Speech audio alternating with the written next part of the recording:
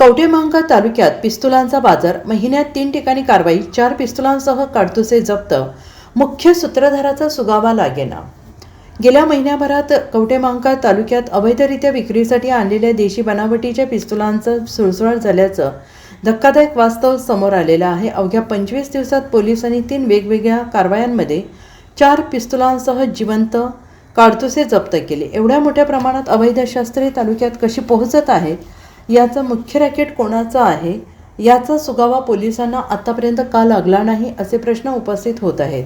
एप्रिलच्या दुसऱ्या आठवड्यात बोरगाव हद्दीतील कोड्याच्या माळावर कवठेमहांकाळ पोलिसांनी सापळा रचून प्रथमेश राजेश सकपा राहणार सांगली याला रंगेहात पकडले।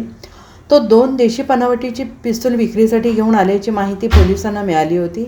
झडतीमध्ये 2 पिस्तूल, 3 जिवंत काडतुसे, रोख रक्कम आणि सॅक असा तब्बल 1,02,700 रुपयांचा मुद्देमाल जप्त करण्यात आला।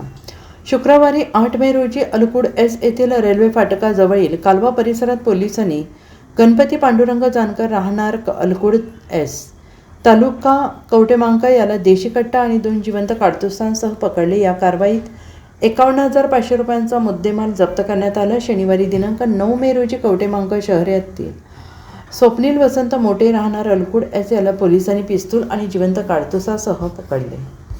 Bureau report SVN Marathi, Kavathemahankal.